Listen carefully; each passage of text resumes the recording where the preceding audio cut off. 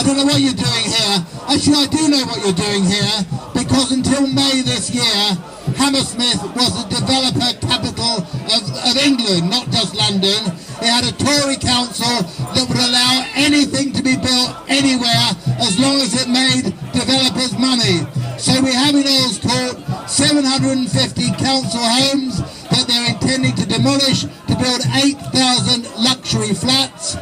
And we have at Old Oak plans to build 24,000 luxury homes. Again, no plans for affordable housing there. And across the borough, a small overcrowded borough, 50,000 luxury homes. Not one council home, not one affordable home. Now that changed. There's good news. There's good news. Because in May this year, David Cameron's favourite council was ousted. We have a Labour council in Hammersmith now that has stopped the sale of council houses, stopped the demolition of council estates, and said it will build affordable council housing in West London once again.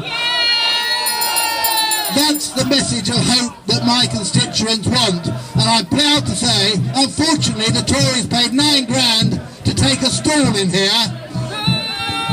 When Labour got elected, we asked for the money back, but they're so short of money, they couldn't afford to give us that £9 grand back. So I'm proud of the fact that Hammersmith Council is now in this conference with a stall promoting council housing. It's probably the only one in there, but it's a start. So let's keep up the fight, because we can win. We can win at the ballot box. Let me give you one other story. Last Friday, some very courageous residents in Shepherd's Bush Market, fighting for social homes, fighting for a market that ordinary people can afford, and fighting for small shops, won a battle, a CPO battle, against the previous council and a developer that wanted to knock it all down and build luxury houses on the site. That was a win, but on the same day, the government minister overturned that decision and reinstated the luxury development for no reason other than the fact that they're on the side of greed, on the side of developers, the same people who give the Tory party money. So we have changed the council here, and that's working, but we've got to get rid of that slob in City Hall. We've got to get rid of Boris, the developer's friend, and we've got to get rid of this coalition government that does nothing except promote greed, promote money, and destroy the homes and lives of ordinary people. That's our mission for the next year, but we're making a good start here today. Thank you again for everything you're doing to promote affordable homes, to promote sustainable communities, and to ensure that these people get the message they're not welcome here. Thanks, Andy. My name's Jonathan at Bartley. I'm from Lambeth, and I'm here to tell you why Lambeth should be taking a leaf out of other Labour councils' books, like Andy's just talked about, because in Lambeth, the Labour council there is following a policy of social cleansing right across the borough. In Clapham, they're taking the short life housing that was given to local people 40 years ago to a housing co-op, because the buildings were falling apart. The people said to the council, let us move in, let us spend our money on this derelict housing, let us do it up and let's form a housing co-op. The council gave it to them 40 years ago.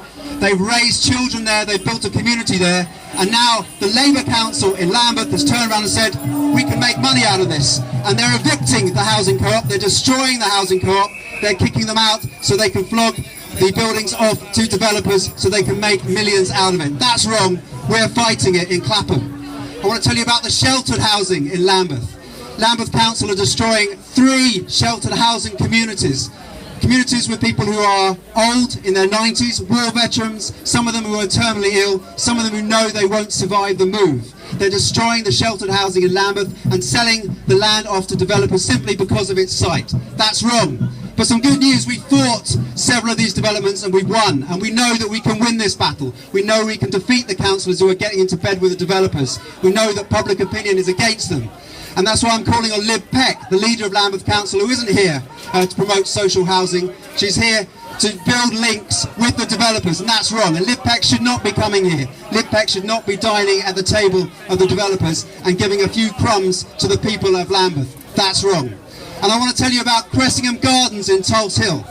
In Cressingham Gardens, the council has pursued a policy of neglect It's destroying a community there by not doing the repairs. It's spending just 25% of the money it takes from tenants on repairs and 75% on administration, on management, on other estates in the borough.